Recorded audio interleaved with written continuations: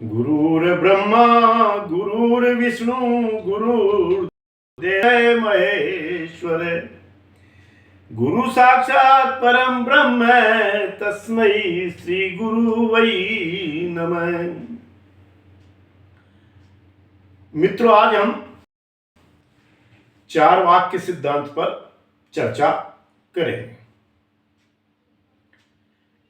चार वाक्य सिद्धांत से तात्पर्य वामपंथी है, और जो इस तरह के पंथ हैं कि जो इसी मानते हैं कि इस शरीर के उपरांत कुछ भी, ये शरीर समाप्त और सब बातें यहीं पर समाप्त आपकी। तो मित्रों, ये जो अल्पज्ञ हैं उनके लिए तो ठीक, उनके अपने तर्क होते हैं। ये तर्क से साधना की बात है, तब इसको समझ पाएंगे। जो भी इस तरह के हैं, जो ईश्वर की उत्पत्ति मानते हैं, उस शरीर को यहीं तक ही मानते हैं। एक प्रक्रिया के तहत शरीर के उत्पन्न होने को जो मानते हैं, वो के बारे में भी नहीं जानते हैं, जो योग के अंदर है।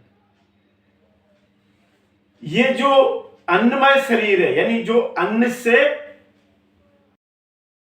पलता है, आगे बढ़ता है, जो अन्न से पोषित होता है, उसी शरीर को ये लोग सब कुछ मानते हैं। मित्रों, योग में ये बात नहीं है। इसके पूर्व में आपको एक ऋषि के बारे में बताता हूं, योगी के बारे में। पूर्व में भी मैं इसकी चर्चा कर चुका हूं कि एक योगी के पास में एक महात्मा, एक योगी, उनसे कुछ विद्याएं सीखने के लिए आए वहां पर।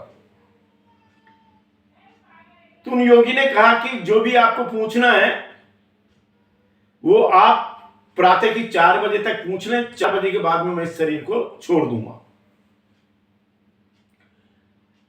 उनने समझाया कि भाई ये जो आए थे, उनने कि भाई ये तो आत्महत्या कहलाएगी। उनने कहा कि भाई तू, तेरे प्रश्न से मतलब है, तू इन बातों में मत पड़। योगी के लिए मित्रों, हर शरीर एक माध्यम है। जिस भी शरीर में वो प्रवेश करेगा, वो उसकी वो जिंदगी जीने का माध्यम है। तो मित्रों, जब 4 बजे जब 4 बजने को आए, तो उन्होंने उनके शिष्यों को सभी को बुलाया। बुला करके सबको कहा कि भाई अब मैं इस शरीर को छोड़ रहा हूं। तो उन्होंने आंख बंद की। थोड़ी सी देर में उनके शरीर निढाल होकर के जमीन पर गिर गया।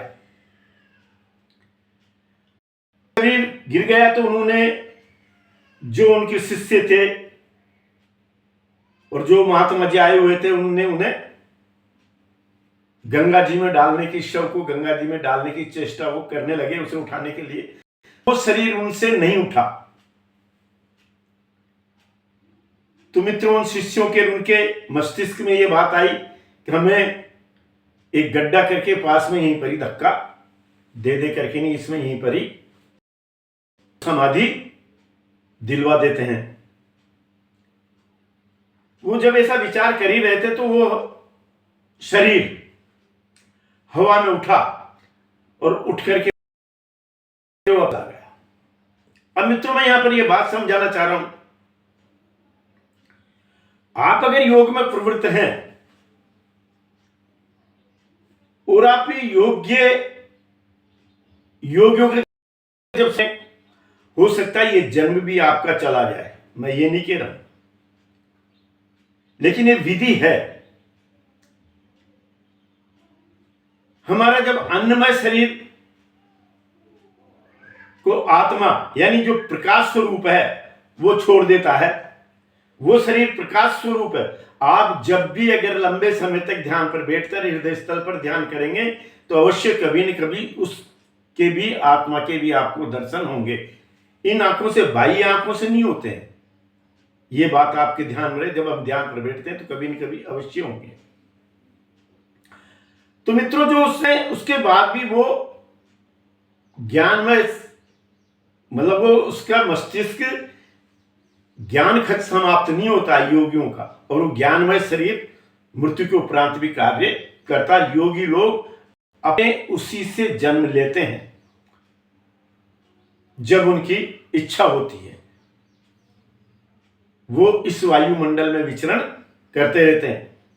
मित्रों, मैं यहां पर यह बात समझाना चाहूंगा, मैंने आपसे कहा इसका प्रयोग तो बड़ा नहीं है, किंतु योग्य गुरु, योग्य शिष्य का होना आवश्यक है। और अगर मैं विधि बताऊं और आप उसमें करें और घबरा जाएं तो फिर बहुत मुश्किल की बात हो जाती है। मैंने इस प्रयोग को किया है अल्प समय के लिए, तो यह बात तो तय है कि उसके बाद में भी मस्तिष्क कार्य करता है। मेरी बातों को मैंने पहले ही समझा दिया कि योगियों के समझ में आएगी। आप ध्यान पर बैठे रहें, आगे बढ़ने की कोशिश करें ध्यान में ही। बार बार एक ही बात कहूंगा कि इस शरीर के उपरांत भी दुनिया है या संसार है। इस शरीर को जब हम छोड़ जाएंगे तो उस दुनिया में प्रवेश कर जाएंगे। योगियों के लिए ही संभव है, बाकी तो जो भी जीवन मरण का जो चल रहा सबके साथ में वही चक्र चलता रहेगा। नमस्कार। ध्यान पर बैठे, मेरा इतना ही निवेदन है।